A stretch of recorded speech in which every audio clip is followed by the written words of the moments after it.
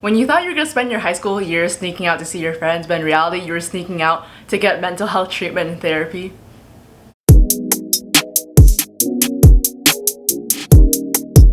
So before we start with the story, I just wanted to inform you guys that I'm not a mental health care professional, so if you want to start any sort of treatment, you should always do extensive research beforehand. The main reason I want to share this story is to remind people who are struggling with their mental health that help is out there and it's possible to get help, but I also realize that privilege is a thing. Depending on someone's circumstances or where they live, mental health care is really inaccessible. There's so many issues and facets that can prevent someone from getting mental health treatment they need, like transportation or healthcare policies. So my story might not be realistic or doable for everybody watching this, but I still wanted to share anyways, just in case it could help someone get some ideas on how to get help for their mental health. So currently I'm 20 years old and I started to get therapy when I was 18 years old and I was a senior in high school. The reason I could even go to therapy without my parents knowing is because I've always grown up super independent. My parents just trust me to go to places on my own. Since my parents are immigrants from China, they didn't speak the best English, so even when I was like a young kid, I was scheduling my own dentist appointments and I was very confident with speaking over the phone. I had my own car and I was 18, so I didn't have to really ask for my parents' permission. But if you are under the age of 18, most likely you will need your parents' permission to start therapy. There are other resources out there which I will touch on later in the video. So all my life I've always struggled with being very moody and always overthinking, but I always just chalk that up to going through puberty and being a crazy hormonal teenage girl. But in the beginning of 2019, my mental health and mood just got to a really low, scary point. I just remember I was always like snapping at my friends for no reason. Some mornings I couldn't get out of bed or I just felt very unmotivated for the day. I would go through my days feeling really numb. This severe plummet of my mental health didn't just come out of nowhere. It got triggered because I was going through a heartbreak at the beginning of 2019, so it like severely impacted my mood. I thought I could just get over how moody and sad I was feeling. I thought just like time would help or just like speaking to my friends would help. I tried that for weeks and I was still feeling horrible, and that's when I knew I needed to get a professional's help. So if you're still thinking like whether you should go to therapy or not, I think you should ask yourself is if the mental health issue you're having, is it doable or fixable on your own? When I realized I might need a professional adult's help for this, I was like honestly really scared coming to that realization. Also, I grew up in a family that didn't really believe in mental health or talking about their mental health,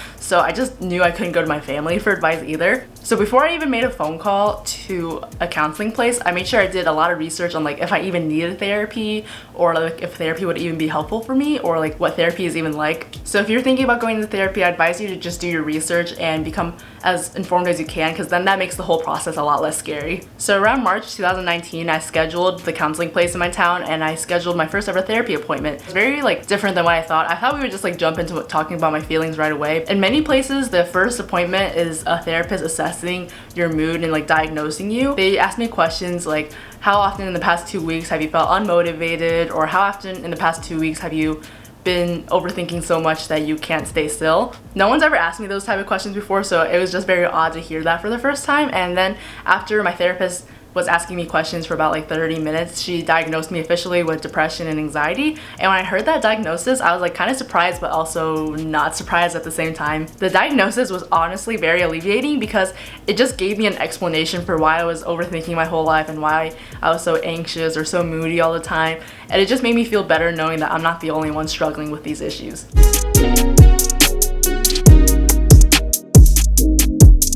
So if you're living with your parents and you want to seek mental health treatment, here is my advice for you. First, I would try to obtain your insurance card. I'm sure it might be in like your parents' wallet or like somewhere in the house. So once you obtain your insurance card, make sure you research online or call places or call your insurance company to find therapists that will accept your insurance payments. If you find places that accept your insurance card, you won't have to pay as much or you won't have to pay like at all. I would try to schedule times to go to therapy when your parents aren't home or maybe right after school so it doesn't seem as suspicious. So I'm not trying to advocate for lying to your parents and sneaking out. I'm just saying that sometimes your mental health needs are really dire and your parents might not be cooperative. I know we don't all live in like ideal home situations and we might live in dangerous home situations. If sneaking out and lying to your parents would threaten your safety, then I urge you not to take my advice so literally. Your safety comes first.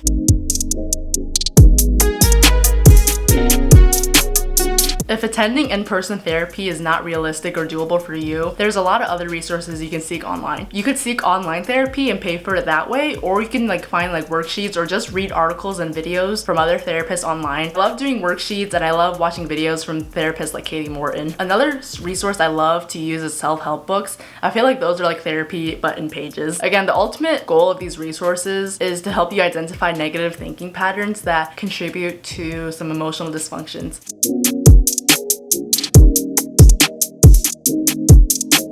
So I've been in therapy for over a year now and I still attend weekly, and it doesn't mean that I've been feeling really bad with my mental health this whole time. I've honestly been like really happy in the past couple months. Like there are some weeks where I feel fine. I'm not going through like any mental health crisis, and I just talk to my therapist about little things that like irk me or annoy me throughout the week, and just talking about those things allows me to like learn some like skills that can make me approach life better and to not stress out so much. My parents do know now that I go to therapy.